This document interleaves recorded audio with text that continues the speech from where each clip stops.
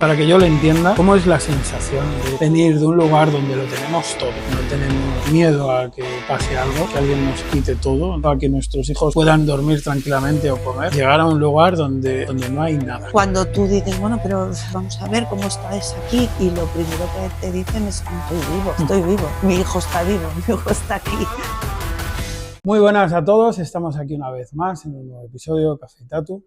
Hoy vamos a hablar de un tema para reflexionar, un tema que espero que escuchéis hasta el final, que espero que lo estéis escuchando de una forma en la cual estéis todo el tiempo, como yo voy a hacer, como yo creo que me voy a sentir totalmente identificado.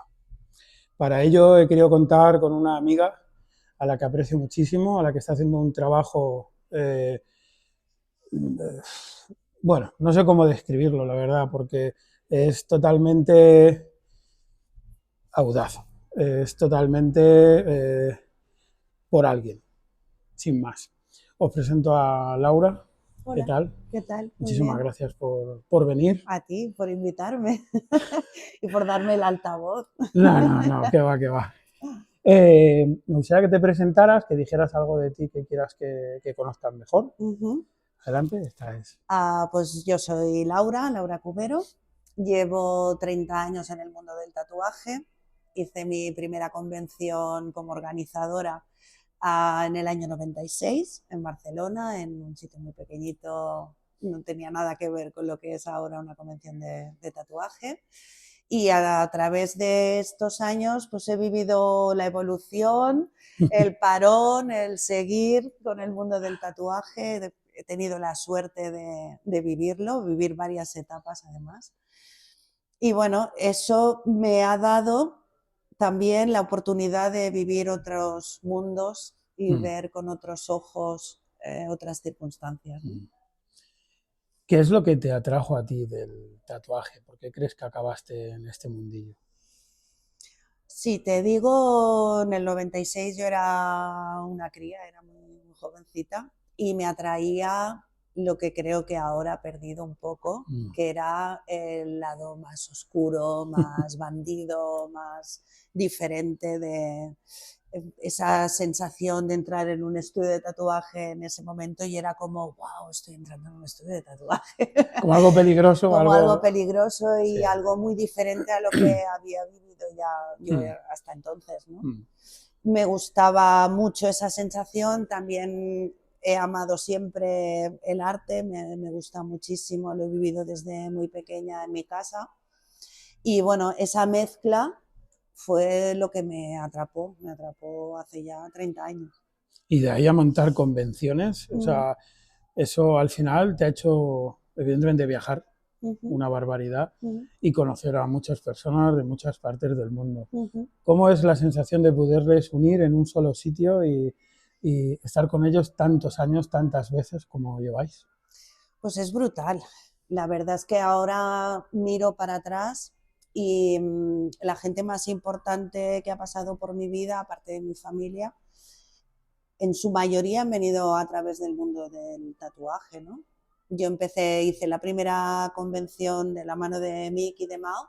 Yo en esa primera convención no estaba como organizadora, yo estaba en la barra del bar directamente. Luego ya una se espabiló y la siguiente ya estaba en oficina, ¿no? Pero ha sido conocer muchísima gente muy interesante, con lo que te decía antes, ¿no? Otras visiones, otros mundos, otros lugares. Sí. Y a través del hilo conductor que ha sido el tatuaje, conocer lo importante que ha sido en la historia de la humanidad, ¿no? Y más concretamente lo importante que ha sido en nuestras historias, ¿no? Del día a día y de la gente que hemos querido, ¿no? A través del tatu. Vaya vida, ¿no? ¿Ha cambiado mucho el tatu, según tu opinión? Todo. Ha cambiado todo, ¿no? Ha cambiado mucho. Sí, realmente no. Ahora es otro tatu, otra manera de hacer, otra gente nueva, que es así como tiene que ser, ¿no? Evolucionando y dejar paso a los que vienen, ¿no? Estando nosotros todavía en activo y teniendo la suerte de poder hacer lo que realmente nos apasiona, ¿no? Este año será la 28 edición de Barcelona, son 28 años ya. Organizando esta convención, que es una de las, sigue Una de las siendo mejores unas de mejores todo y el más mundo y más importantes del reconocida, sí, mundo. sí, con más repercusión. Sí, y tener a gente que viene, pues eso, Estados Unidos, Japón, la Polinesia, de todas partes, que cada año acabamos una convención y te dicen, oye, el año que viene vuelvo. Eso es muy gratificante. Oye, ¿dónde dirías tú, en qué país del mundo dirías tú que la cultura del tatuaje está más arraigada? No sabría qué decirte, si hablamos de tatú ancestral, de tradición, de lo social, sería toda la parte de la Polinesia. Yo creo que es Que donde forma parte de... todavía... Sí. ¿Y todavía siguen así? Sí. ¿Sí? O sea, no ha variado prácticamente No, nada. no. De hecho, cada año en la Convención de Barcelona dejamos un espacio bastante grande para todo lo que es el tatú tradicional, que se hace a mano todavía con las mismas herramientas que se hacían pues hace siglos, ¿no?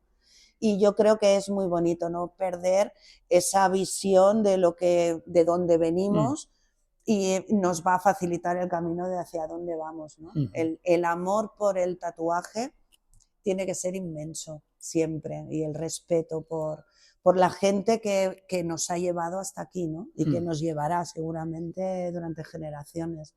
Y eso es, yo creo que es lo que te tiene que mover en este mundo. Si no lo sientes así, si no lo amas así, es muy complicado perdurar en el tiempo, ¿no? Sí, sí.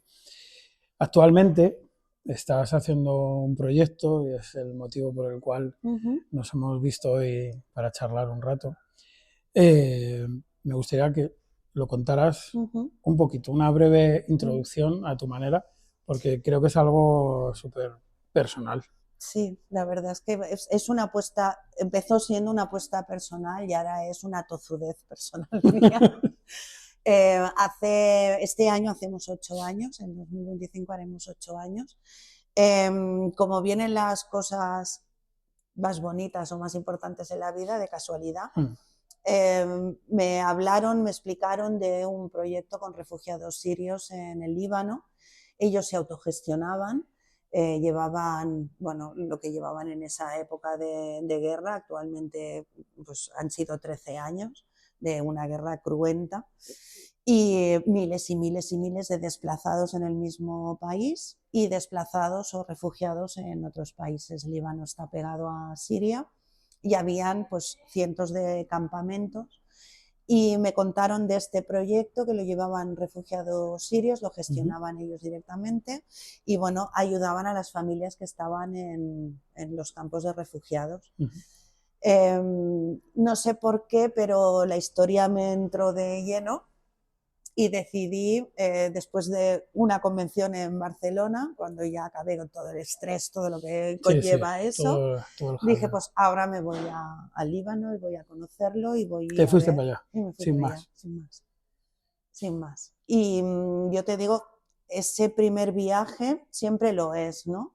Porque además ahora ya hay unos lazos muy establecidos con gente que quiero ya de hace tantos años, ¿no?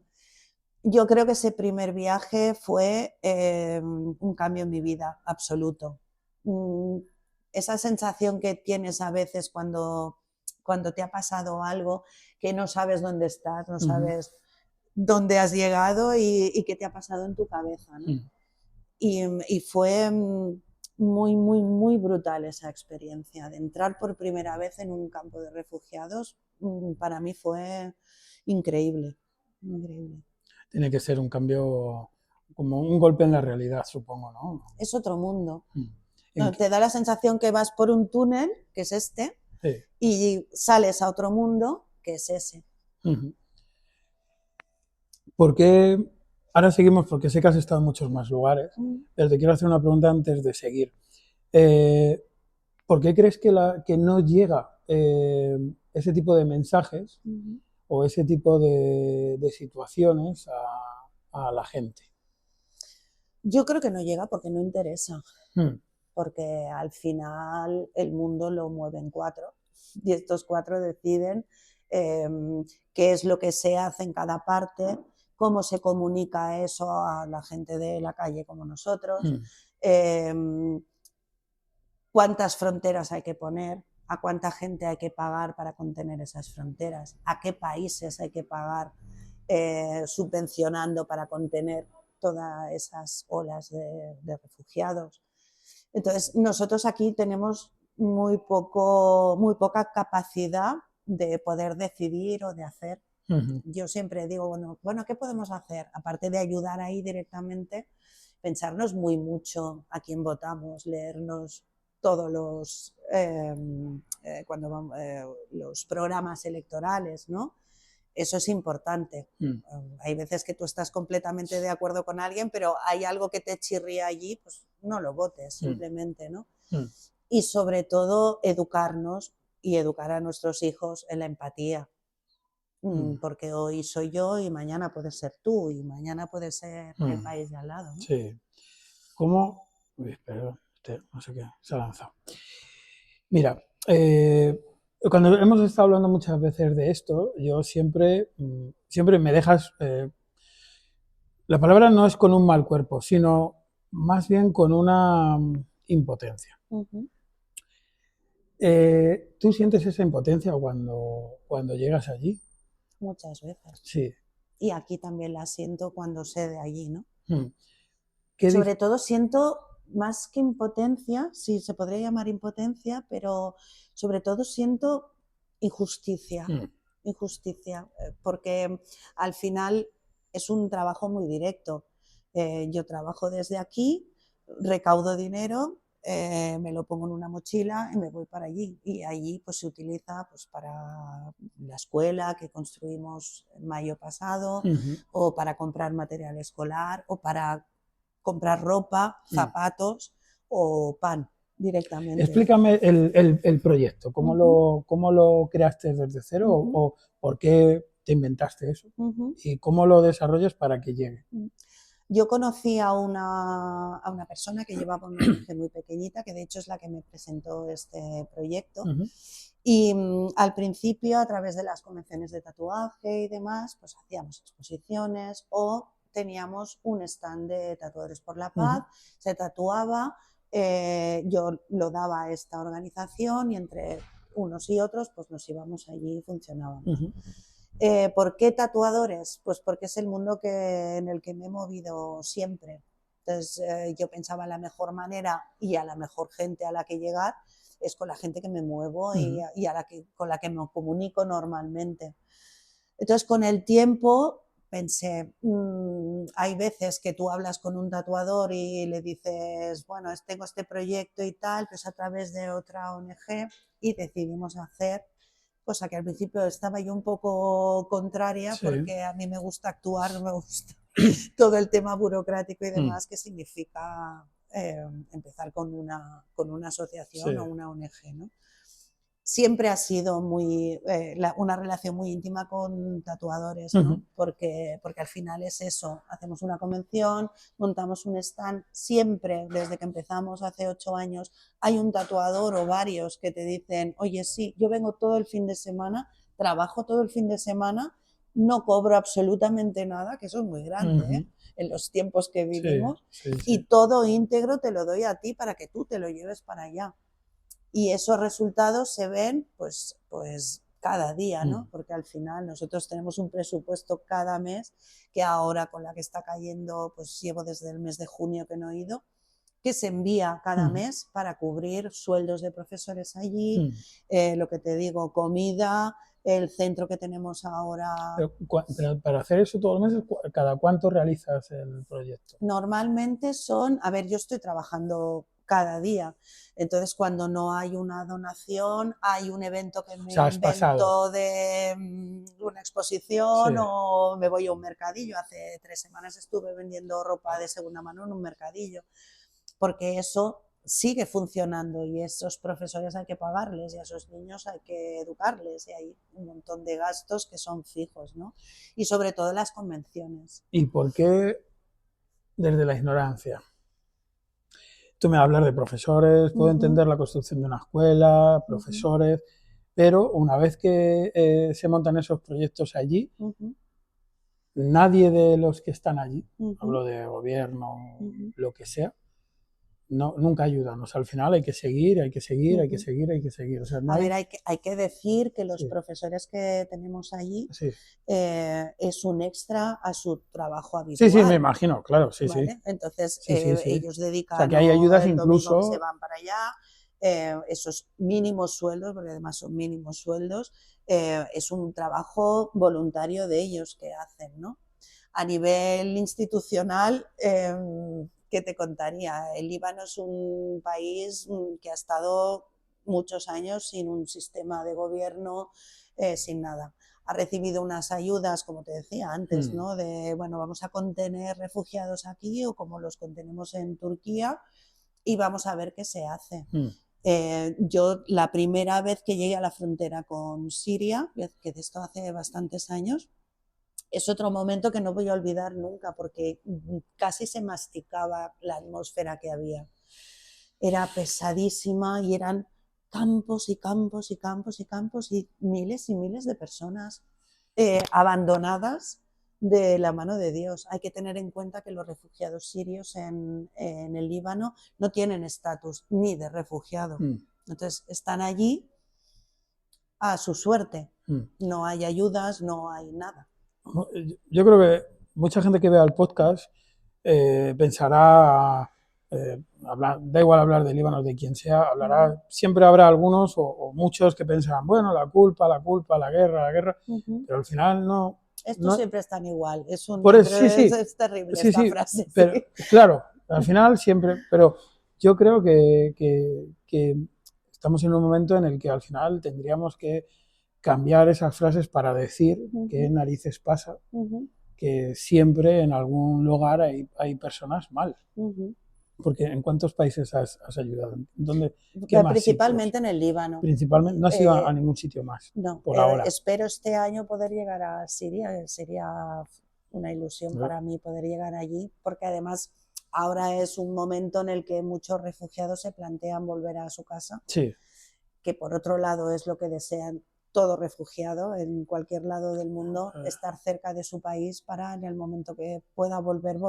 está claro, nadie Que se eso va de no, su tierra no, exacto. Ni que no nadie sea por quiere necesidad. venir aquí a vivir del chollo, ¿no? Eso es. No, si Eso, estás, si hay la yo siempre he posibilidad de pensado que poder eso es volver, propaganda fácil, ¿sabes? O totalmente, sea, nadie totalmente. se va. Ujú, Eh, por favor, descríbeme, si puedes, o sea, para que yo lo entienda, cómo es la sensación de venir de un lugar donde lo tenemos todo, ujú, en todos lados, en cualquier momento. ujú, No tenemos miedo a que pase algo, no tenemos miedo a que alguien nos quite todo, no tenemos miedo a que nuestros hijos puedan dormir tranquilamente o comer. Llegar a un lugar donde no hay nada. ujú.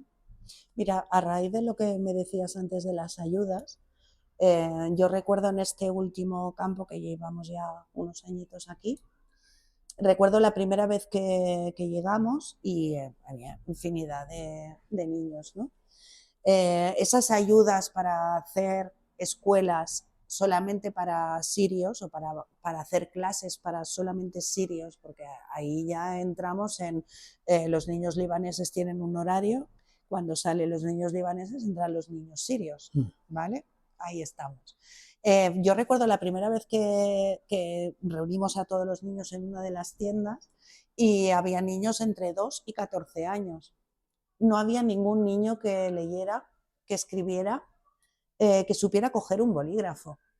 Y tú dices, bueno, pues si van a la escuela, ¿cómo puede ser que no estudien, ¿no? Que no sepan hacerlo? O sea, ese es el nivel de ayuda que ellos reciben, ¿no? Normalmente. Esos niños están abocados a un futuro igual que el que están viviendo sus padres. Exacto. No hay futuro Eso para es. esos niños. Entonces, cuando te das cuenta de eso, te entra ese sentimiento de injusticia tan bestia que tienes allí, ¿no? Yo la primera vez que entré, ya te digo, me dio la sensación que estaba en otro mundo paralelo, porque las circunstancias de vida son muy, muy duras, muy duras. En este último campo que estamos no son barracones, son tiendas de plástico. ACNUR reparte de vez en cuando plásticos, que normalmente cuando se ve un campo de refugiados ves el logo ahí, ¿no? Viven con alfombras encima de la tierra. En este campo es un campo de olivos y ellos han hecho su pequeña comunidad allí. Y cuando entras allí es un mundo paralelo, pero es curioso que no te mueres de pena. ¿Sabes? Que hay mucha gente que te dice, ¿cómo puedes aguantarlo y tal? Pues yo es lo único que estoy pensando. No, es totalmente al contrario. O sea, yo siempre digo, yo allí soy muy feliz, muy feliz. Ves las circunstancias, hay veces que te comes a cachitos el corazón porque realmente pues, no hay una asistencia médica, por ejemplo, los niños están como están, van a veces al cole, a veces no, pero hay un sentimiento de comunidad, de familia tan grande allí y los niños al final son niños en todas partes. Entonces ellos si no juegan con un iPad última generación van a jugar con una botella de plástico. Entonces la situación es tremenda, pero es que la mayoría de esos niños ya han nacido en esta situación. Sí, es lo único que conocen. Exacto, porque además la mayoría ni son sirios ni son libaneses, están en un limbo ahí de no son nada. Entonces es algo que han vivido desde pequeños y al final siguen siendo niños, ¿no? ¿Tú crees que es probable que acaben saliendo y teniendo futuro? Yo ahora mismo la situación la veo bastante complicada. Yo el manifiesto de este año es vamos a seguir en el Líbano o vamos a seguir en Siria. Yo tengo muy claro que por tozudez voy a seguir en esto. Ha vuelto mucha gente con las últimas noticias de Siria, sobre todo a ver qué queda de sus casas, que la mayoría de veces es piedras, ¿no? Volver ahí es un país que está destruido totalmente. ¿Cómo van a empezar? Yo lo veo muy complicado. Yo lo veo muy complicado. Tendrían que cambiar muchas cosas, tendría que llegar mucha ayuda, que no creo que llegue. Es muy complicado, mucho. Porque además es que dentro del mismo país hay miles y miles de desplazados de una parte a la otra del país, ¿no? Y viviendo en campos de refugiados en unas circunstancias muy malas. ¿Cómo ves tú la percepción de las personas que te rodean? No los que saben lo que haces o están más cercanas a ti. Me refiero a las personas que ves alrededor, nos ves, y me incluyo, nos ves distantes de esa situación, nos ves en un mundo de confort. Aquí se vive un mundo de confort. Y lo tienes claro desde el punto que dices, bueno, cada uno tenemos nuestra economía y hay veces que hay meses que vas mejor, otros peor, que no puedes permitirte ciertas cosas, pero eso es otro nivel. Eso es otro nivel, o sea, el momento de decir, Aisha, que es nuestra responsable allí, Laura, tenemos que comprar pan porque no hay nada. Vamos a comprar pan, vamos a comprar alimentos básicos, ¿no? Eso es un punto muy complicado, muy complicado. La no posibilidad, el no ver un futuro para tus hijos porque no lo hay, eso es, yo creo, lo peor que te puede pasar en la vida, ¿no? ¿Y cómo las personas que conoces allí, que están en el campo, cómo describes la actitud de los padres, de la madre? Yo me imagino a mí y, o sea, es que no sé cómo, no podría, literalmente. A ver, el primer punto, y creo que el más importante, es cuando tú hablas con alguien y le dices, ostras, te cuenta su historia, ¿no? Porque además esa historia coletea otras historias, ¿no? He perdido a mis padres o he perdido a mi hermano, un bombardeo se llevó Claro, no, es que a lo a mejor mi te encuentras hijo. con un niño pequeño que es toda la familia muerto y, Exacto. ¿no? Entonces, ese es el primer impacto de decir, ostras, qué historias tan crudas, ¿no? Tan bestias. Y entonces cuando tú dices, bueno, pero vamos a ver cómo estás aquí, qué tal y qué cual, y lo primero que te dicen es, estoy vivo, mi hijo está vivo, mi hijo está aquí. Y eso es como muy impactante, ¿no? Porque tú Sí. nunca dices eso, ¿no? Dices que nos dé salud, ¿no? Pero nunca dices, estoy viva. Sí, nosotros nos preocupamos de tener un Exacto. iPad, que no exacto. le O damos... de tener salud. No piensas nunca que va a caer una bomba y te va a matar. O va a matar a tus hijos. O te vas a quedar otra vez sin casa. Ay, Entonces, es, Laura, una, es tan impactante sí, eso sí, sí, de decir cuáles son tus problemas, cuáles son los míos y cuáles son los problemas de mis hijos y de los tuyos, ¿no? sí, sí, no tiene nada, nada Nada que que ver, ver, nada. nada que ver. Esa resiliencia, Sí, ¿no? De decir, bueno, sí. voy a seguir viviendo, sé que esto no va a cambiar porque muy pocos piensan que esto va a cambiar, ¿no? ¿Consideras que el ritmo al que viven los países del primer mundo hacen que el resto esté así? Yo creo que sí, es una consecuencia directísima, ¿no? A ver, yo creo que todos estos países sufren la codicia de Occidente, ¿no? En este caso, sea por un punto estratégico de un paso, por gas, por petróleo, por un montón de cosas, ¿no? Y al final, ese agitar el avispero en muchas ocasiones lo provocamos desde el mundo privilegiado, ¿no? Mira, me voy a poner en el lado que estoy pensando en este momento, entonces, claro, yo lo primero que pienso es, ¿y por qué no se van? Uh-huh. ¿Y por qué no eh, salen de ese campo y organizan otras cosas? Por qué no cojo a mi hijo y me voy corriendo? ¿Por qué yo en un campo de estos veo que no tienen nada pero tienen un móvil? ¿No? O sea, todo lo que yo veo desde fuera, Uh-huh. me gustaría que me dieras tu opinión. Uh-huh. O sea, me digas en qué... No se van sencillamente porque no pueden. Uh-huh.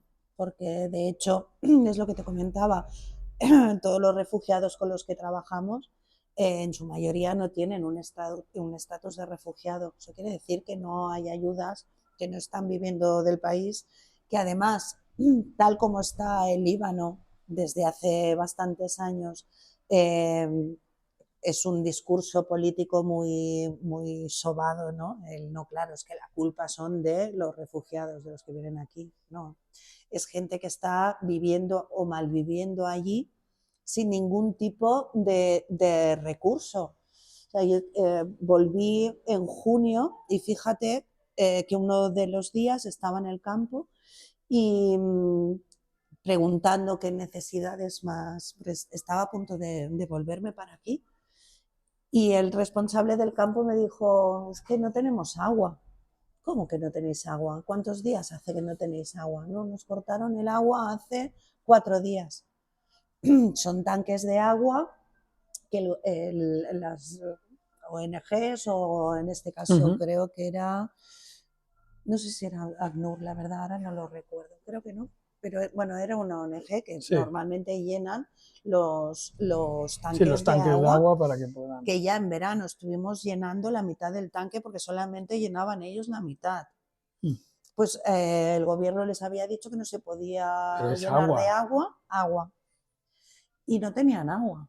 ¿Por Y qué? yo recuerdo que estuvimos todo el día esperando al camión para que llenara los tanques y cuando llegaron los tanques los niños estaban con la boca en las mangueras ¿Pero por porque qué no no, llega agua? Si es agua. porque el gobierno dijo que no quería que llegaran agua, porque de hecho todos estos campos son campos que en teoría no tendrían que estar allí. Entonces no hay ayudas, no hay nada. Si ya eso no se ayuda, es agua. Exacto. Entonces, en el otro lado donde estamos trabajando ahora es un centro que está en la otra punta de la ciudad y es igual, tenemos niños cada día vienen más niños con sus padres para apuntarlos en las clases.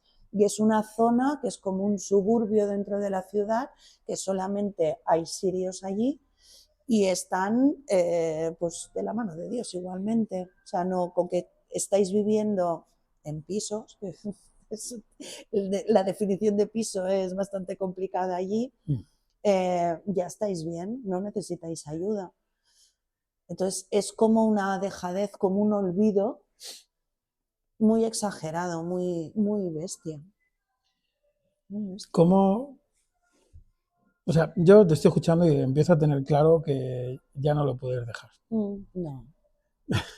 Sería como dejar a tu hijo de 4 años en la selva, Mm, ¿no? Sí, es algo que yo lo digo, yo fui la primera vez y a pesar de todo lo que me sorprendió y de todo lo que dije, Dios mío, ¿esto qué es? Eh, yo me enamoré de ellos, me enamoré de esos críos, me enamoré de sus costumbres, de todo, de todo. Entonces ahora es muy difícil y es muy duro también porque, por ejemplo, en el primer campo que empezamos a trabajar hace 8 años, ese campo se desmanteló. Pues Mm. igual no hay ayudas, no hay tal, hay mucho hostigamiento para que la gente se vaya y al final decidieron irse, ¿no? ¿Y a dónde? Y ahí pues, muchos volvieron a Siria, otros se fueron a otros campamentos y yo veo fotos de Pero esos a Siria no hay momentos, nada, o sea, no hay nada. entonces tampoco No hay tienes... nada y además en ese momento era un peligro porque No, no, todavía estaba me, ahí. me me refiero que no hay ningún, o sea, no hay forma de volver a empezar. Pero ¿sabes cuál es la Sí. contestación? De, ya que me tengo que morir, me voy a morir a mi casa. Y esa frase o esos niños que a veces veo en las fotos, ¿no? Que me acuerdo de sus nombres y me acuerdo de cómo eran y cómo jugábamos y tal. Y es como, no te sabría decir, es una sensación de pena, otra vez injusticia, de impotencia, ¿no? De decir, ¿qué habrá sido de ellos? Porque hay muchos que ya no he tenido más contacto, ¿no? Y en ese aspecto sí que es ¿Tú crees que duro. los niños entienden la situación en la que viven? Ellos, es lo que te digo, es lo que han visto siempre. Esa situación no ha variado. O sea, para ellos es totalmente normal Sí, no tener agua. no tener agua. Yo recuerdo uno de los veranos que fui, que hacía muchísimo calor, y aparte es eso, es un campo de olivos. Y había un montón de niños con eczemas en la piel, muchos eczemas, muchas alergias en los ojos. Y entonces llamamos a un médico para que viniera al campo. Y yo recuerdo la sensación que me dio, que me entró mi vena más, más destroyer en ese momento, porque, vamos, lo hubiera cogido y lo hubiera matado. Esa indiferencia absoluta de decir, venga, uno, no, me has pagado tanto, se ha acabado el tiempo, venga, me voy a mi casa, ¿sabes? ¿Tú Ese crees, olvido, esa indiferencia es lo que tú, sufren siempre, ¿no? tú crees que, crees que todo forma parte de la misma situación?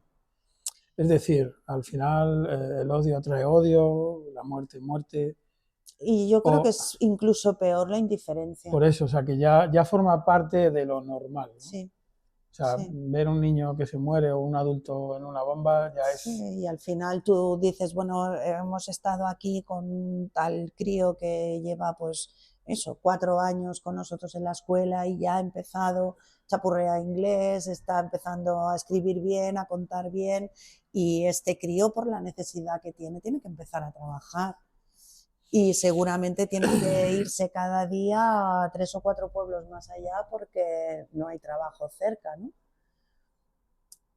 Es lo que te digo, es esa sensación de decir, hay mucha gente que me diría, pero es que no vas a arreglar el mundo.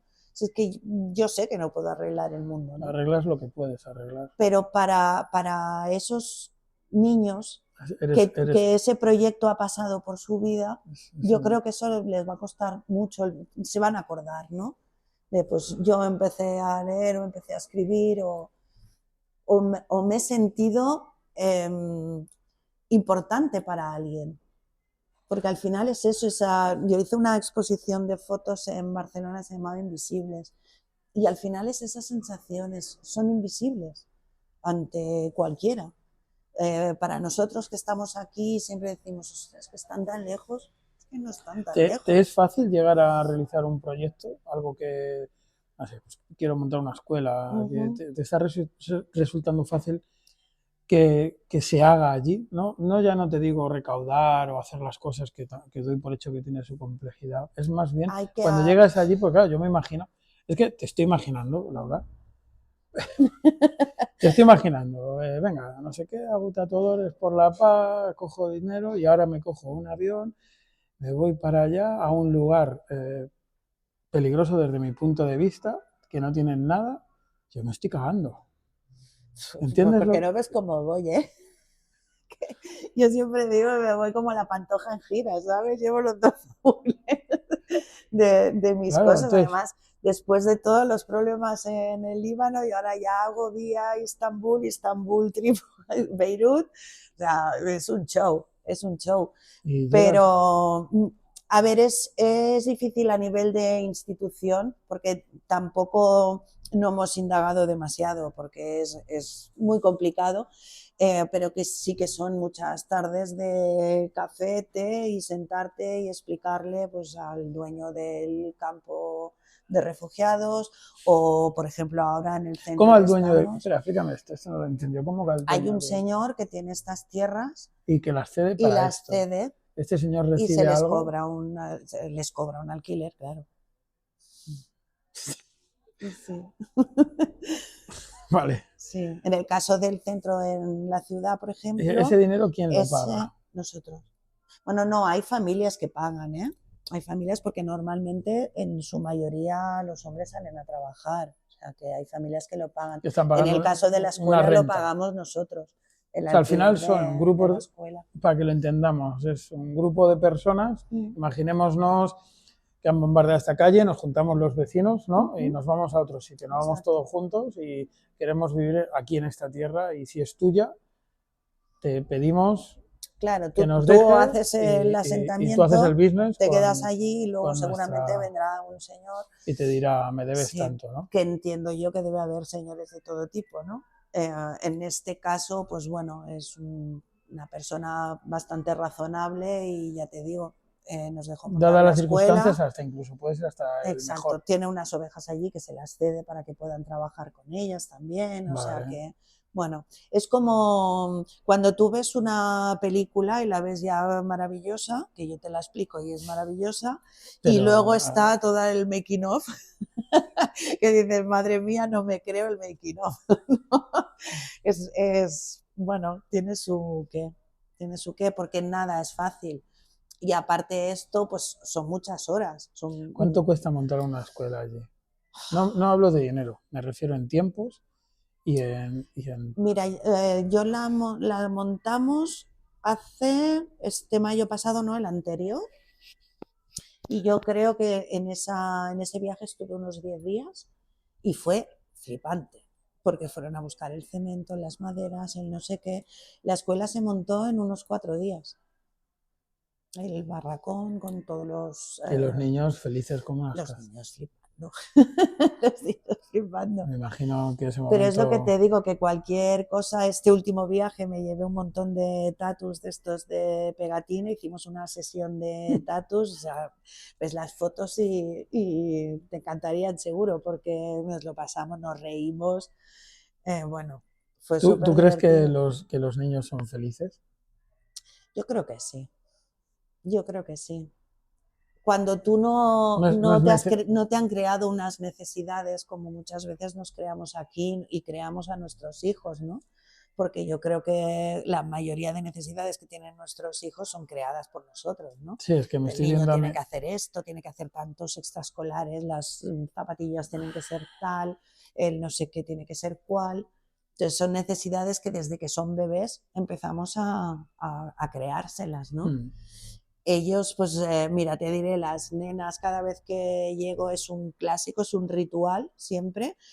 Todos los anillos que llevo yo se los ponen todas. Y entonces es el momento de voy con el anillo, hazme una foto. Y eso puede durar una hora con todas las nenas, ¿no? O estás sentado tomándote un té allí y empiezas a cantarles y las nenas se quedan al principio así y empiezan a bailar. Y es como muy sencillo, muy natural todo, muy normal. ¿Ellos en algún momento han visto alguna foto o algo de aquí? Sí, sí, sí. Además fue muy curioso porque fue la última vez y además me comentaron hace muy poquito que esta señora había fallecido. Había una señora que tenía 100 años allí y yo me enamoré de esa señora el día que la vi porque llevaba toda la barbilla tatuada. Y bueno, y esa señora era fantástica. Yo le hice un montón de fotos porque me flipaban los tatus que llevaba. Y cuando llegué aquí, creo que hice una publicación y Marc Slither en Barcelona, es un grafitero que hace un realismo brutal, me dijo, oye, en una convención voy a hacer un graffiti de esta señora. Y yo le hice fotos al graffiti. Cuando volví les dije, mira, Rina en graffiti. Claro, la gente flipó en colores. O yo tengo mucha gente en Facebook, por ejemplo, más que en Instagram, los tengo en Facebook, ¿no? Y te preguntan cómo estás y cómo vas y cómo tal. Y pongo una convención de tatuadores por la paz y todos like, ¿no? O sea que ellos el proyecto lo conocen, ¿no? Y bueno, y al final con los críos lo primero que hacen es mirarte todos los tatus que llevas y te hacen así, pues si se borra o no se borra, ¿no? Ellos... Joder, es que, ¿sabes lo que pasa? Que me estoy imaginando a mí mismo con mi hija y pues, a lo mejor, ya no de mi hija, de cualquier niño, una rabieta por un muñeco, una rabieta, o no me apetece comerme este bocadillo. Es como mucho más sencillo. Yo siempre digo que desde que empecé a ir allí, la mochila la llevo mucho más ligera, ¿sabes? Porque hay veces que pienso, ay, necesitaría, y luego pues, Es que no no lo necesito. necesitamos. Y allí es como todo, no sé, un trozo de pan con un poquito de aceite, pues ya está bien. Y te das cuenta de todo el exceso de cosas que tenemos aquí, ¿no? Y de necesidades que creamos continuamente. Y muchas veces mis hijos, uno tiene 19 y mi hija tiene 24, y muchas veces mirando atrás he pensado, ¿no? Claro, tú tienes un hijo y le quieres dar todo lo que te ofrece esta Sí. sociedad, ¿no? Pues ahora las clases de inglés cuando tienes 2 años y medio y empiezas así y sigues, ¿no? Y creo que una gran parte de la sociedad nos dejamos por el camino otras cosas que son muy importantes, ¿no? Un atardecer en el campo. Y no quiero ni idealizarlo ni romantizar, Sí, sí, no. Sí, romantizarlo. Sí. Porque no lo es, No, porque no, es una no. situación muy dura y porque bastante mal lo pasan, ¿no? Ojalá pudieran irse todos a otro lado y tener casas, ¿no? Pero sí que es verdad que allí el sentimiento de familia, y eso es extensivo a todo el mundo árabe, ¿no? Es muy fuerte, cosa que aquí hemos perdido también, de ese sentimiento de, bueno, ellos muchos no tienen ningún tipo de parentesco, pero son una familia. De hecho, el año pasado compramos zapatillas para todos. Y había uno de los nenes que con su familia habían salido del campo, se habían ido precisamente a la zona donde tenemos el centro, ¿no?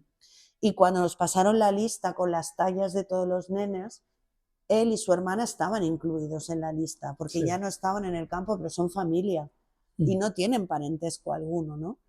Y eso es un poco lo que hemos perdido. El vecino de arriba tú no sabes ni quién es, o al menos yo no sé ni quién es, ¿no?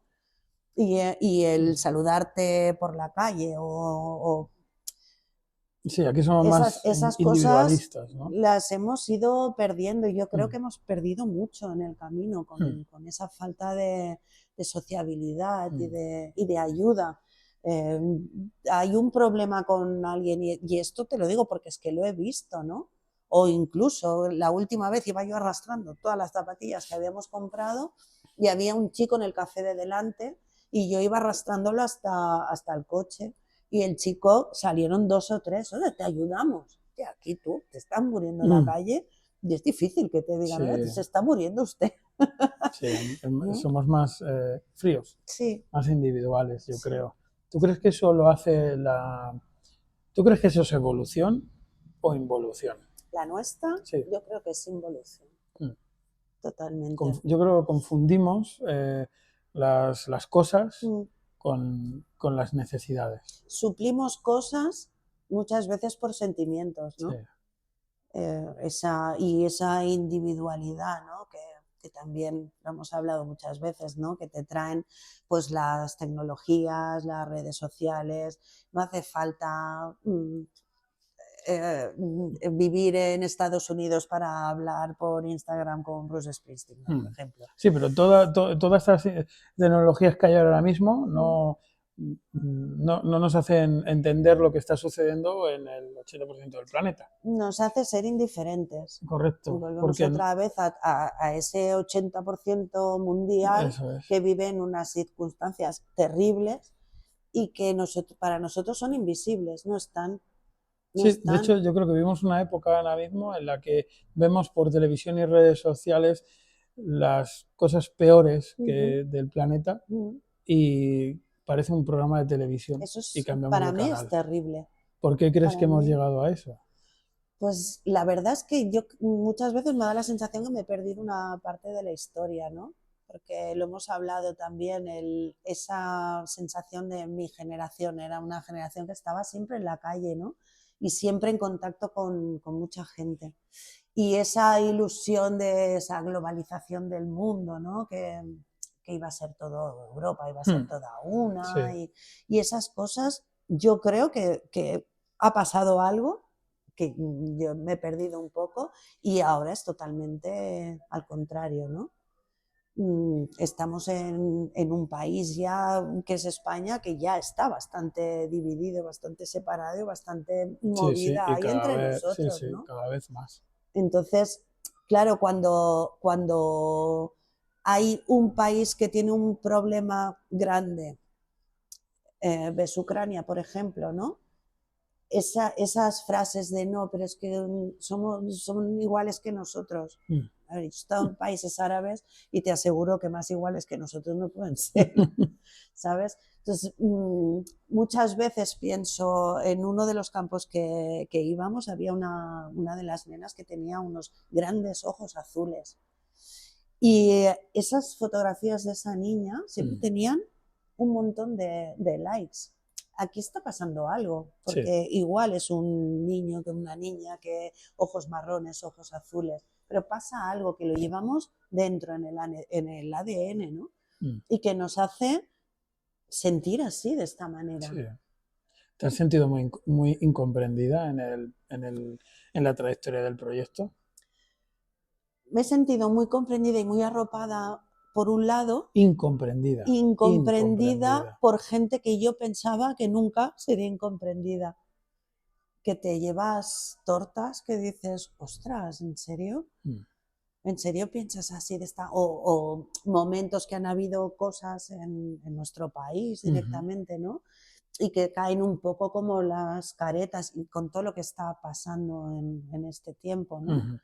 Que mucha gente se cae las caretas y dices, ostras, pero nunca me hubiera imaginado que esta persona tuviera o esta ideología o esta manera de pensar, ¿no? Curioso. ¿Tú crees que somos, o sea, que, a ver, ideologías aparte, la muerte o el sufrimiento no es ajeno, es decir, son sentimientos que somos capaces de comprender? Yo es que creo que es intrínseco en el ser humano, ¿no? Hay veces que últimamente he pensado que no, que es todo el contrario, ¿no? Ya hemos estado presenciando un genocidio, son casi 60.000 personas muertas. Sí, muertas, ya no se luego habla de nada, están todas las víctimas, toda la gente herida, todo lo que va a tardar en reconstruirse, todo eso, y lo hemos visto durante un mes porque era noticia, ahora ya poco se habla. Y hemos visto el sufrimiento de niños llorando, de madres desesperadas por sus... Y lo vemos como si fuera un reel de Instagram. Sí. Y acaba y nos vamos a ver el resultado del Barça del Madrid. Y ya está, no hay nada.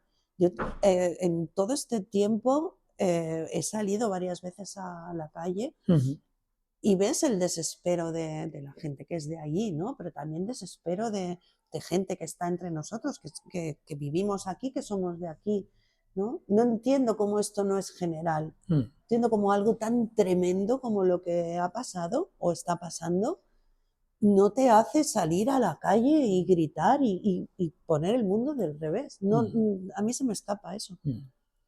Oye, ¿cómo es para tu familia que cojas y te vayas hasta allí?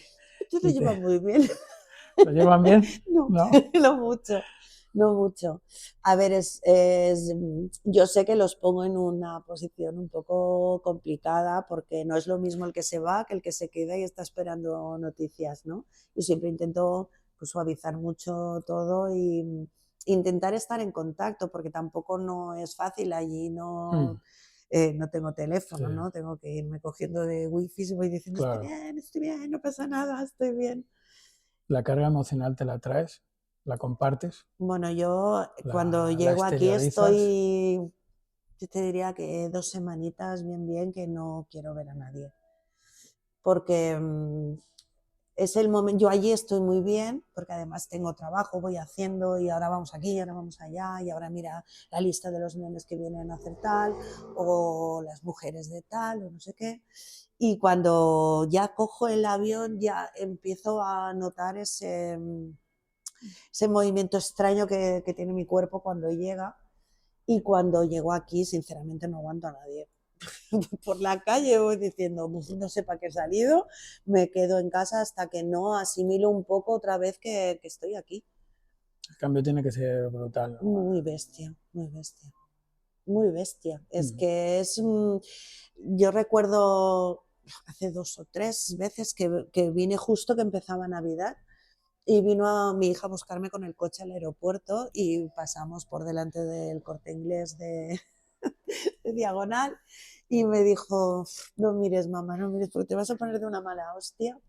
Y esos días, el ver la gente, las bolsas, el comprar, mi modo de ver por comprar, porque es Navidad y porque, eh, ya te digo, me tiré todas las Navidades que no salí de casa Mm. porque no sé, me remueve de una manera que no lo llevo bien. Mm. Las vueltas las llevo, necesito mi tiempo para aterrizar y poner mi cabeza en orden y decir, bueno, ya llega un momento que no te puedes lamentar más, venga, seguimos, ¿no? ¿Tú crees que forma parte del ser humano la maldad? Yo he querido pensar siempre toda mi vida que no, pero ahora me cuesta pensar que no. Creo que la maldad existe, está entre nosotros y además una maldad muy, muy cruel, muy, no sé, muchas veces hablamos del tema de redes sociales, Mm. ¿no? Y yo a través de mi Instagram miro mucho pues, noticias de aquí, de allá y tal. Y hay veces, por ejemplo, con el tema de Gaza, ¿no? Que ves una noticia de tantos niños han muerto hoy y tal y cual, y te miras los comentarios Mm. y ves maldad pura, pura. Porque un ser que no sea malo, que no tenga eso dentro, no puede desear la muerte de un niño, porque sea de donde sea, es ¿Tú crees que igual. eso puede ser? Porque muchas veces se dice que es como el altavoz que te ofrece el Mm. Internet, que eres anónimo. Ujú. ¿Tú crees que es el que lo dicen sin pensar o es que o justo aprovechan esa facilidad para decir lo que realmente piensan? Tú imagínate que tú te encuentras una noticia de estas y no te ve nadie, ni lo vas a ver nadie, y tú tienes un Instagram anónimo. Tú pondrías un No, comentario de... yo no, claro. O sea, ya, yo no. O Entonces, sea, no, puedes no. decir, no, es incultura o es inconsciencia, Es que me resulta, pero es que no te sale mira, del cuerpo claro, poner algo así. ¿sabes lo que pasa? Que me resulta tan desagradable Mm, pensar en que en mí, mm, viendo una noticia de unos niños han fallecido y tal, y poniendo alguna mm. eh, Por eso te digo. tal, que, joder, me resulta Mm, totalmente lejano mm, la sensación de cómo puede haber tanta maldad, mm. Mira, ayer, y ¿sabes? no tiene nada que ver con Mm. el tema, pero es que te lleva a analizarlo, ¿no? Había la noticia de una señora que se pensaba que se había enamorado con Brad Pitt y se gastó 8 mil Sí, sí. millones de...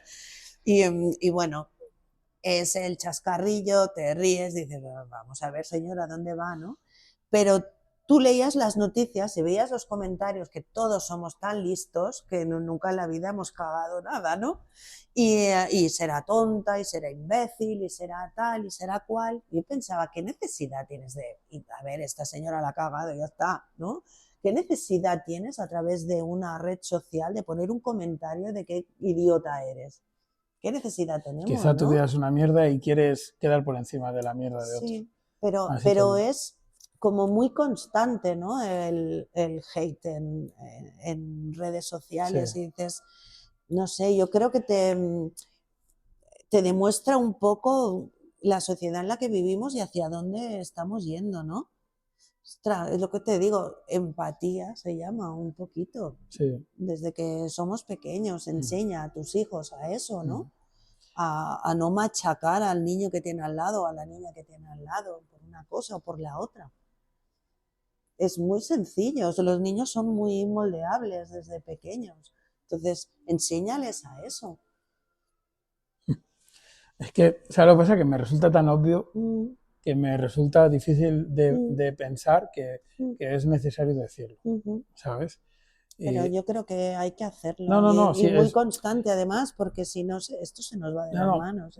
escuchándote, estoy todo el rato poniéndome inconscientemente en la situación Mm, y, bueno, pues me imagino situaciones en el colegio con mi hija, como un niño dice o hace algo y cómo los padres he visto que han actuado. ujú, Y es que es totalmente lo que estás diciendo. mm, Tenemos, no, o sea, es como si no supiéramos decidir ujú, si enseñar a mi hijo a que sea más violento que el violento que le ha dado mm, o enseñar a mi hijo que esa violencia no hay que hacerla y por lo tanto no hagas lo mm. mismo. Bueno, o O sea, acaba siendo un violento o acaba siendo tonto, eso es. ¿no? O Entonces, sea, no hay un no, término eso medio es, aquí. eso es. Entonces es así, lo que hablábamos antes de la inocencia, ¿no? Y de que estos niños no han visto mucho más de lo que es el campo. Yo llevo ya bastante tiempo intentando, que no es fácil, pero intentando sacar de vez en cuando a estos críos y llevarlos pues a, por ejemplo, los nenes van a hacer un día a la semana, tienen 2 entrenos de fútbol, ¿no? Pues ya vas a un centro, a un Sí. pabellón para hacerlo, se desayuna, se les compra zumos y ya es otra vida, ¿no? Pero no han visto mucho más allá de esto, ¿no? Y yo recuerdo cada vez que voy que me dicen, pero ¿por qué no te quedas aquí a vivir con nosotros? Te montamos una tienda y te quedas aquí y te quedas con Claro, nosotros, ¿no? me lo paso pipa. Y tú dices, esa inocencia, ¿no? Es lo más normal del mundo. Mm. Y ojo, te digo una cosa, que esto es algo que a mí me flipa cada vez y me pone los pelos de punta. Tú ves el campo que ocupa esto y justo aquí, Mm. en el margen del campo, hay unos edificios de lujo, de pisos de lujo, que esa gente cuando sale al balcón ve el campo. Y ves esa diferencia como podría ser entre aquí y allí, ¿no? Tan cruel que dices, hostia, yo no podría, yo me subo a todo el mundo para arriba, ¿no? Joder, Mm, mm, ¿por qué hacemos eso? O sea, a ver, si lo miro con perspectiva, te diría que yo me merezco lo que tengo. ujú, Y como me merezco lo que tengo, considero que tú también deberías haber hecho lo mismo. ujú. ¿En qué punto he dejado de comprender que, que a lo mejor no es que no quieras, es que no has podido, es que te lo han quitado, es que me lo pueden quitar a mí también mañana? Mm. ¿Por qué no puedo gastar un minuto de mi vida y ayudarte en algo? Ujú. Yo es que creo que también sobrevaloramos lo que tenemos aquí, Mm. ¿no? Porque quien más, quien menos, bueno, si tuviéramos que seguir los dictados de las necesidades que nos crean, no pararíamos nunca, o sea, Mm. estaríamos arruinados todos, ¿no? Bueno, yo creo que vivimos arruinados Sí, porque realmente no paramos de buscar dinero para pagar o comprar. exacto. Entonces, Y ya trabajamos, vivimos trabajamos, trabajamos, arruinados. trabajamos. ¿Tú crees que la ansiedad que nosotros vivimos en Occidente, el estrés, la frustración, bueno, la ansiedad que Ujú. tenemos y esa necesidad de tal, la tienen ellos? Mira, te voy a contar una cosa que me pasó, que pues, además es que aluciné mucho. Una de las veces que fui, pues necesitábamos medicinas, porque Mm. es lo que te digo, es complicado ir al médico allí, depende de qué medicinas los encuentran. Bueno, y a través de una amiga de una farmacia nos donaron medicinas. Y cuando estaba ordenándolo todo, porque, a ver, yo no llevo medicinas para enfermedades crónicas, ¿no? Pero ibuprofeno, Dalsi, por ejemplo, para los niños, sí. Pues si te digo que de 100 cajas de medicina, 60 eran ansiolíticos, y tú dices, claro, luego yo me lo llevé y dije, si no, lo llevo a un centro humanitario, donde sea, que en ocasiones hemos donado las medicinas allí. Y mirando, me preguntaban, ¿esto qué es? Y yo decía, esto es un ansiolítico. Como, ¿ansiolítico para qué? ¿Sabes? Que sí, que la situación es tremenda, y seguramente que si nos ponemos a ver los casos de ansiedad o depresiones, en el caso de mujeres, seguro que hay, ¿no? Pero es muy significativo que la gente que dona medicinas, porque no te las has acabado por lo que sea, sean una cantidad tan alta de ansiolíticos que vienen de aquí. Es muy significativo eso. Y al final estamos en una sociedad que, ostras, quien no tiene ansiedad, o quien no tiene depresión, o quien no tiene, que las enfermedades mentales cada vez van a más, ¿no? Sí.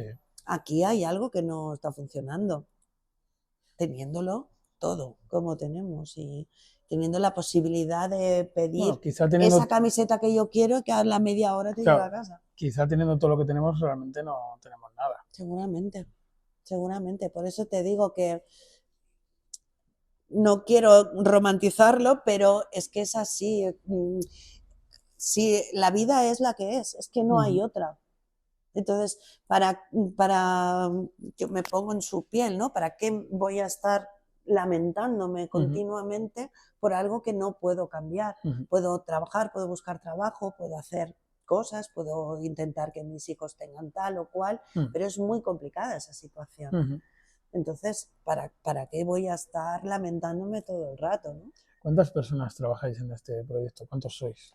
En la asociación estoy yo, está Albert Grau, que es el vicepresidente de la asociación, que gracias a que está, porque hay muchas veces, y sobre todo en temas de burocráticos y demás, y bueno, temas de todo, la verdad. Y luego está Rosa, que trabaja también en las convenciones, que es mi amiga de toda la vida, y estamos los tres como dentro de la asociación. Y luego, por supuesto, toda la gente que siempre que dices, ¡au!, ahí está para ayudarte, para venir a una conve tatuando. Ya te digo, son 3 días súper intensos tatuando, los 3 días para nada, se podría decir, pero no es para mucho. Sí, ¿no? sí. ¿En qué estás ahora metida? ¿Qué estás haciendo? Ahora estamos preparando la convención de Tarragona, que es la primera que se hace, que también tendremos stand de Tatuadores por la Paz, y después ya Granada. Y espero después de Granada por fin poder volver otra vez para el Líbano, porque han sido meses muy complicados de, ostras, voy. O sea, yo de hecho estaba a punto de sacarme los billetes cuando empezaron a bombardear Beirut, que es otra cosa que dices, ¿cómo puede ser? O sea, esas calles las he pisado, esas carreteras de la gente saliendo en éxodo para el norte, voy cada vez, porque yo me voy a Trípoli, yo me voy al norte. Cuando llego a Beirut cojo siempre el mismo taxista y me sube para arriba. Y dices, ostras, ¿cómo puede ser? ¿Tú has llegado a pensar lo que haces? ¿En serio? Es decir, que lo haces gratuitamente. O sea, no es que, o sea, no voy a hablar del dinero, sino más bien, o sea, es totalmente gratuito, te la juegas, lo sigo pensando. Yo intento no pensarlo. Sí, ¿no? Pero cuando estás allí relativizas muchas cosas, sí, que ves y que oyes y que dices, sí. wow, y lo relativizas mucho. Y tu cerebro, además, en ese momento corre muy rápido y pone y descarta, y descarto. Muy rápido, además, son décimas de segundo. Pero es lo que te digo, la compensación es muy grande, muy grande. Y esa sensación que la tienes cuando tienes un hijo, por ejemplo, ¿no? O cuando cuando te enamoras no es esa sensación Mm. exactamente. Yo esa sensación de llegar a un campo, por ejemplo, y ha venido una familia nueva y hay un crío que yo no he visto nunca, ¿no? Esa sensación de amor inmediato, suena muy hippie, Sí, pero te es entiendo. así, ¿no? O sea, ya sientes esa preocupación por ese Mm. crío, ¿no? ¿Cómo está? O has ido al médico, le preguntas a su madre, ¿no? ¿Y cómo estáis? Si estamos bien, Ujú. lo han vacunado, lo tal. Sí. Esa sensación inmediata, Esas personas tienen que encontrar de repente por fin un lugar, ¿no? Una zona donde... ojalá. No, no, me refiero, o sea, cuando pues, os conocen a vosotros y de Mm, repente empiezan a recibir la ayuda mm, que no reciben en ningún lado, mm, yo creo que al principio, yo creo que sentirán un mínimo de desconfianza ujú. porque es como, ¿por qué de repente tal? Luego me van, y luego al final Mm. es un vínculo Claro, es un enorme. vínculo que lo tienes siempre, ¿no? Que tú ves a los... Claro, yo me pasó una cosa muy curiosa y además muy bonita, que bueno, uno de los últimos viajes que hice, hay dos niños que son sordos y no tenían audífonos Ujú. allí. Y entonces empecé a buscar en empresas que tuvieran audífonos, levanté el país, lo puse boca abajo y al final conseguí, creo que era Opticalia, ahora me equivoco, ahora quedo fatal. No me acuerdo, no, creo que era Multiópticas. Ujú. Bueno, hablé con el otorrino de allí, el otorrino me pasó a no sé quién y yo les envié los informes y conseguimos 2 audífonos para los críos, que eran niños.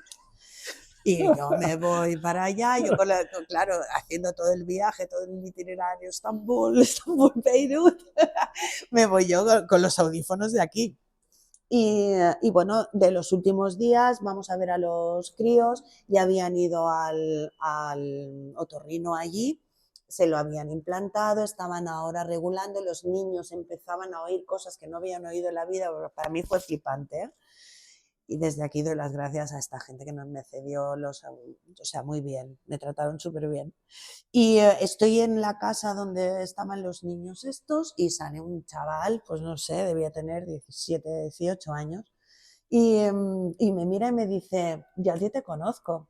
Y le digo, ¿a mí? Digo, ¿de qué? Y me dice, sí, dice, ¿tú te acuerdas?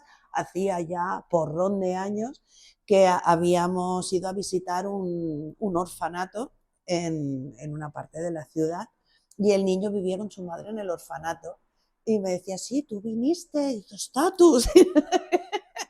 Y decía, imagínate, ya es un vínculo de mucho tiempo Joder. y muchas risas, muchas lágrimas también, no te voy a decir que no, porque hay veces que... Si tus hijos quisieran hacer lo que tú haces, yo ahora les diría que se esperaran un poquito. Mira, es un sueño muy recurrente que tengo desde que no me dejan moverme, que sueño que estoy allí, que me voy allí. Y el otro día estaba soñando que me iba allí y yo decía, voy a llamar a Aisha para decirle que he llegado. Y entonces aparecía mi hija y yo le decía, ¿pero qué haces aquí? Estamos en... Y además se complicaba toda la situación y le decía, lo ves, que te he dicho que no podías venir aquí. Y me dice, ella dice, ¿tendrás cara? Digo, una hombre, ya cosa ves. es irte tú y otra cosa es que se vaya. Joder. De momento, tal y como están las cosas, Mm. lo veo complicado. ¿Te sientes mal teniendo eh, tu vida? No, la verdad es que no, porque sé que yo en esto me vuelco Ujú. completamente.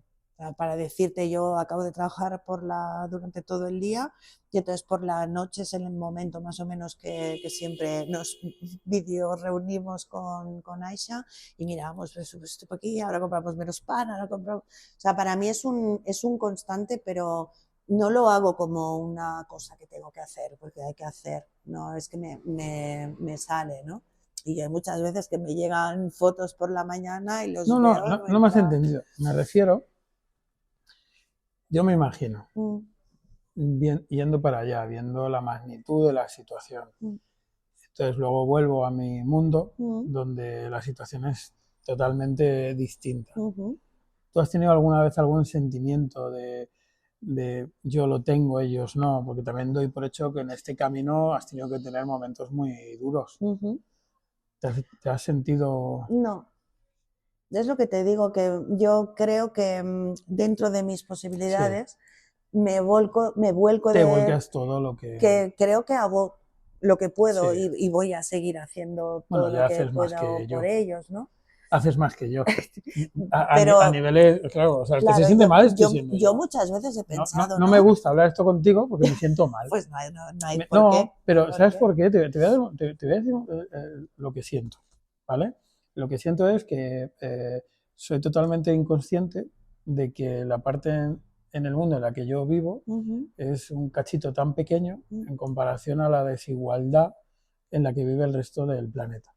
Y creo que yo y miles de personas o millones de personas, y que no somos conscientes de la estupidez de comprarte un reloj, un chándal, lo que sea, y que estamos absorbidos por eso.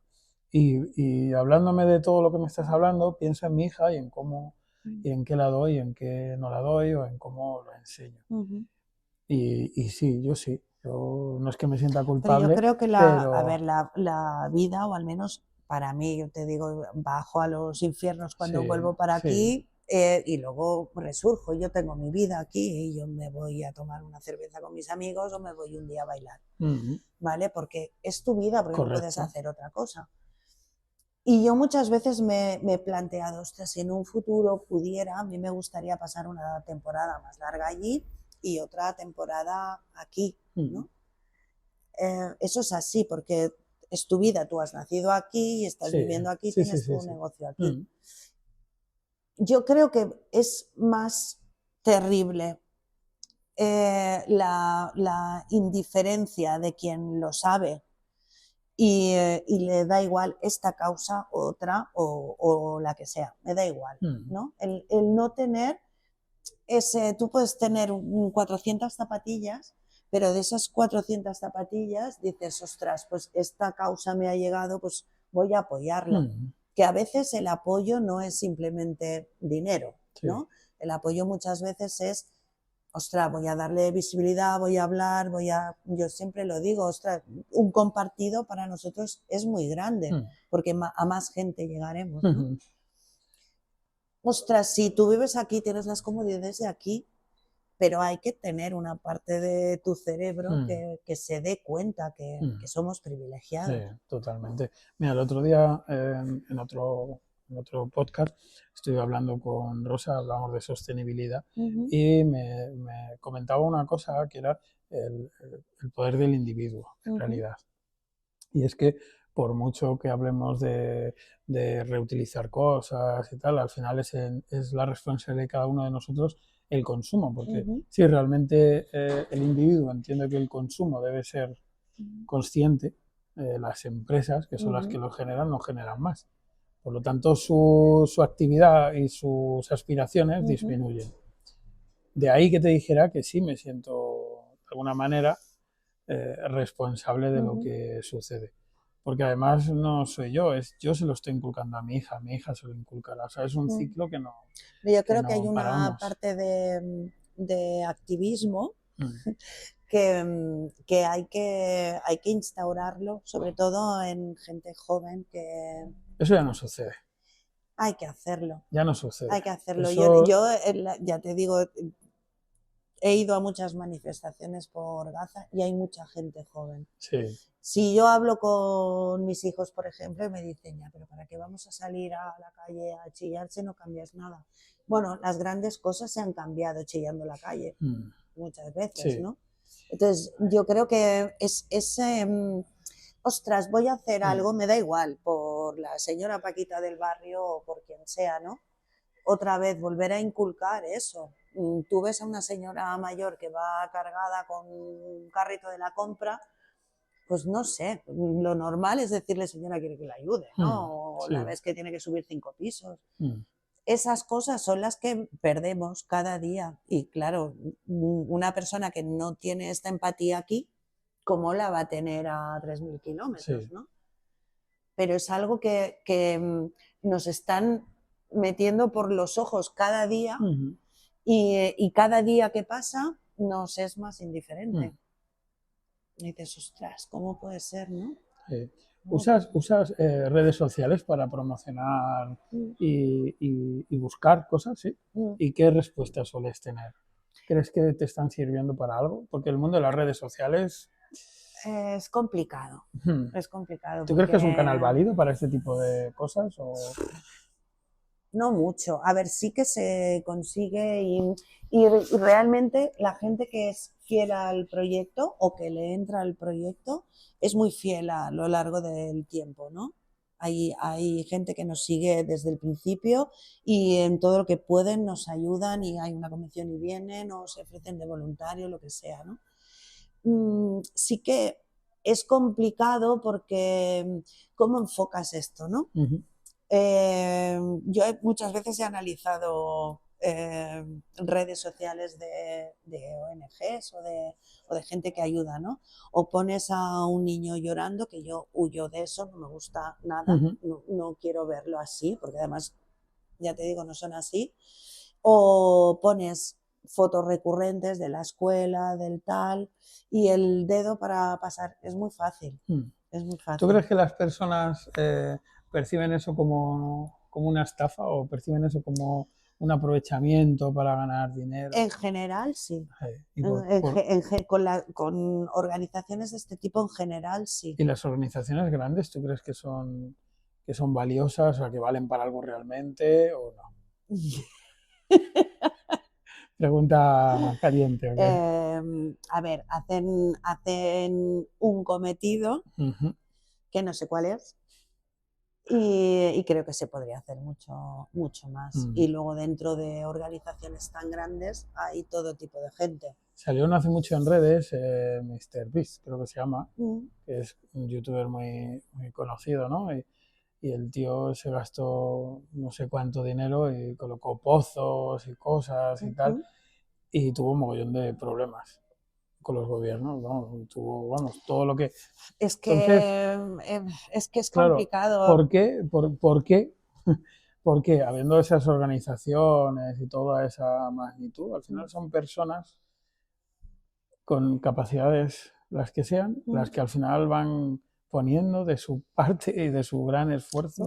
Yo siempre aconsejo a todo el mundo, aunque no sea la nuestra, ¿eh? Siempre digo que hay que fijarse en proyectos pequeños que llegan muy, muy directos, ¿no? Que tú sabes que, que tú sabes que esto llega aquí. Exacto, si te llevas 2.000, los 2.000 son para ellos. Yo tengo mi trabajo y la gente que está dentro de Tatuadores por la Paz tiene su trabajo. Entonces, si quiero sacarme más dinero, me voy a ir a hacer otra cosa. No me voy a meter no sé cuántas horas en una ONG que al final es lo que te digo, sufres, ¿no? Sí. Entonces yo confío en los proyectos pequeños, muy directos, que tú puedas hablar y sepas con quién estás hablando. Yo a veces que me paran, que además me da mucha penita, pobrecicos, los chavalitos estos que están en las bocas del metro y tal, ay, es que claro, tú no has ayudado nunca a una causa humanitaria y yo pienso, madre mía, ¿sabes? Claro. Hay mucha gente. Al final acaba siendo como una gran empresa, ¿no? Un presidente, un tal, un cual, no sé cuántos trabajadores, no sé quién, y es más complicado controlar a la gente que está en un lado o en el otro, ¿no? Se han oído cosas de todo, ¿no? Vale, hemos hablado de tu proyecto y hemos tocado muy de las otras organizaciones sin ánimo de lucro. Los políticos, la política, ¿afectan tanto o no a esto? Yo creo que sí, absolutamente. ¿Puede llegar el caso de que con los movimientos que has tenido, y supongo que te habrás visto en muchas situaciones burocráticas complicadas, ¿tú crees que facilitan o frenan los movimientos de ayudas? Yo creo, en lo que respecta aquí, yo normalmente cuando me voy allí, yo hago un registro en la embajada, porque nos dijeron, bueno, tú vienes aquí, pero tienes que decir que estás aquí porque pasa cualquier cosa. Yo hago el registro en la embajada, siempre es muy cordial el mensaje automático, saben que estoy allí, yo sé que en cualquier momento tengo la embajada española hasta en Beirut. A nivel institucional... O sea, yo, por ejemplo, aquí en España no pone ningún impedimento a que tú te quieras ir allí a montar, a ayudar. No sé. La embajada, depende de cómo esté de caliente la cosa, pues te dice, te recomendamos que no viajes. Sí, pero no te prohíben ni te ayudan. No. Solo ya está. Vale. Y a nivel de grandes subvenciones europeas de aquí, yo no sé, yo creo que es un punto que tendríamos que empezar a trabajar, pero no he tenido tiempo, la verdad. No sé cómo funcionan, creo que es muy complicado todo el proceso de pedir una ayuda, muy complicado y mucha documentación y mucho tiempo que al final no acabo teniendo. Hay veces que me llega subvención para educación. Hay determinados países que también es complicado llevar allí cualquier cosa, ¿no? Me pasó, no sé, debe ser 2 o 3 años, que a través del Colegio de Arquitectos ellos hacen proyectos para hacer bungalows y, bueno, casas en el tercer mundo, ¿no? Sí. Claro, yo era una cosa que tenía ahí, rigui, y este último viaje me decían en el campo que habían llegado unos señores de no sé qué país que querían hacer tipo bungalows, tipo casas allí, y que el gobierno no les había dejado. ¿Por qué? Porque la situación en la que está es transitoria. Llevan 13 años allí, pero transitan, ¿sabes? Sí, no quieren que no se van a asienten, quedar ¿no? ahí toda la vida, ¿no? Entonces es complicado en ese aspecto. Yo creo que luego llegas allí, es como enviar cosas. Sí. O sea, yo llevo, creo que desde los 8 años que estoy trabajando, mirando, y sí tenemos precios especiales para asociaciones, para poder mandar, bueno, te sale una fortuna, carísimo enviar cosas. Sí, llega, porque no lo tengo muy claro, que llegue y que llegue a destino, ¿no? Entonces, en ese aspecto sí que es complicado porque la gente me dice, ¿pero qué necesitas? Digo, dinero, porque al final yo me voy ahí con ese dinero, compro lo que tenga que comprar allí y ahí se queda una caja de Tatuadores por la Paz que va a servir para todos los meses, no como ahora que tenemos que enviar cada mes, que sale una fortuna. Claro. Madre mía. Madre mía. Oye, ¿tú qué cambiarías? Te voy a hacer una pregunta así metafísica. ¿Tú qué harías para que las siguientes generaciones entendieran más, tuvieran más empatía y menos consumismo? ¿Cómo crees que cómo crees que se tendría que enseñar a las siguientes generaciones? Es que creo que solo va en aumento realmente, porque tengo la profunda convicción de que vivimos en un mundo donde el consumo no va a ir a menos jamás. Por lo tanto, que yo le quiera enseñar a mi hija, no compres esto, no es necesario, bla, bla, bla, bla, bla, bla, va a dar igual, porque todo lo que tiene externo le dice lo contrario. Yo creo que al ser como más vírgenes, ¿no? Más inocentes en todo, habría que empezar a trabajar con niños súper pequeños.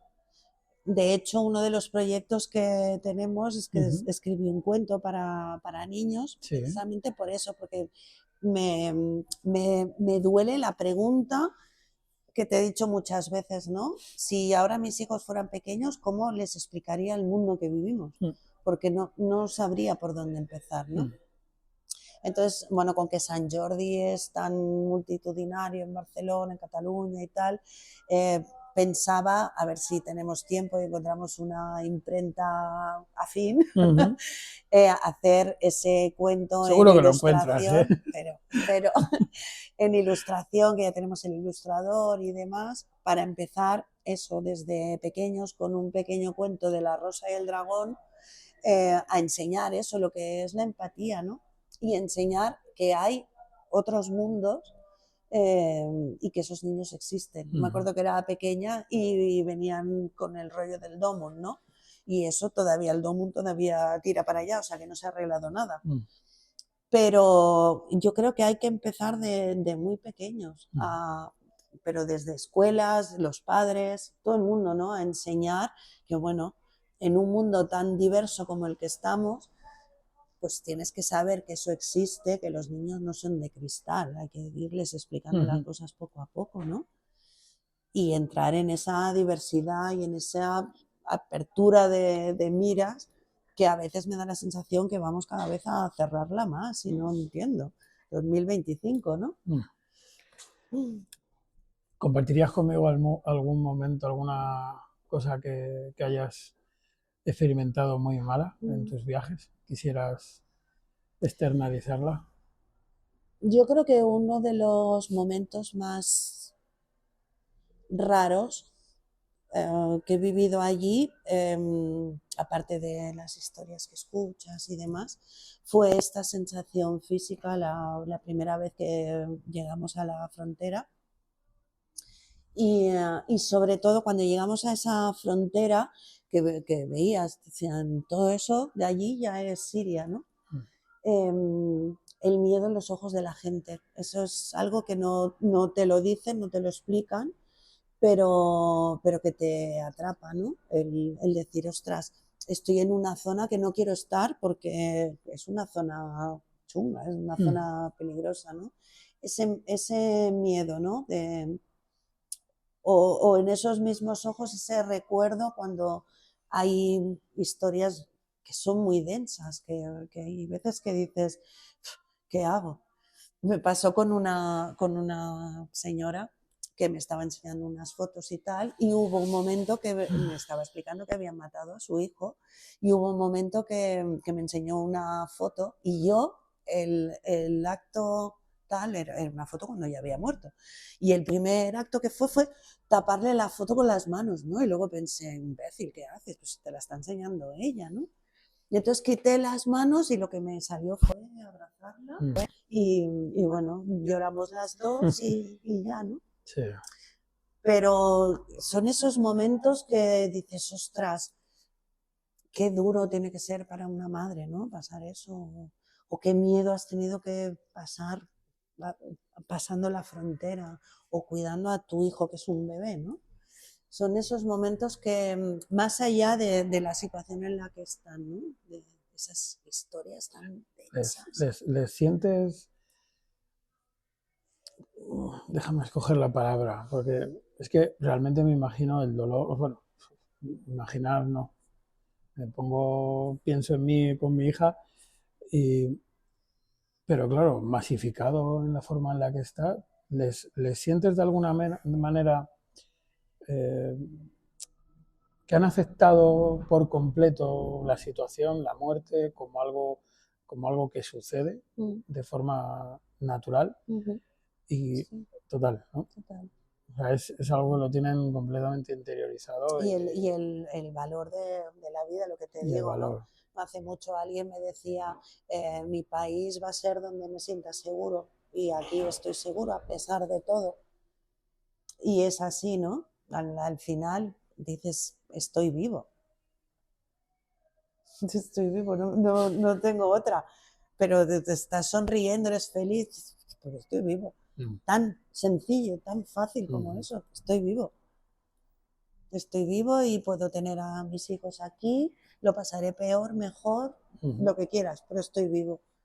Y yo creo que cuando vives esas circunstancias de bombardeos constantes, de ciudades arrasadas, porque es que arrasaron Siria, la arrasaron totalmente, de torturas, de gente que nunca más ha aparecido, de Mm. cárceles llenas de cadáveres, todo eso, es que hay veces que me cuesta hasta a mí Mm. de pensar el sentimiento que tienes que tener Mm. de eso, ¿no? ¿Te De, has sentido algún momento miedo? ¿Has tenido algún momento allí de miedo? es lo que te digo, allí relativizas mucho, ¿no? Miedo no. Te encuentras con situaciones que dices, uff, la que se va a armar, ¿no? Pero miedo no. Y quizá ahora menos, porque voy como muy Te vas tranquila, ¿no? Por acostumbrando a la ahí. situación, Sí, empiezas sí. a, te empieza a pasar lo mismo que a ellos, que empiezan a... Sí, que al final dices, bueno, no sé, en situaciones así un poco complicadas, ¿no? Que las nenas te dicen, no mires por la ventana, no mires por la ventana porque se ha liado ahí al lado, ¿no? Y tú dices, no miro por la ventana. O te encuentras solo y dices, uy, mira, no miro por la ventana.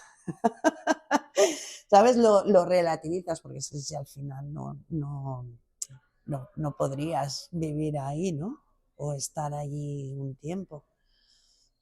Pero en general, ya te digo, yo me siento súper cómoda y mucha gente me dice, guau, pero con lo tatuada que vas y tal, y la gente, no sé qué.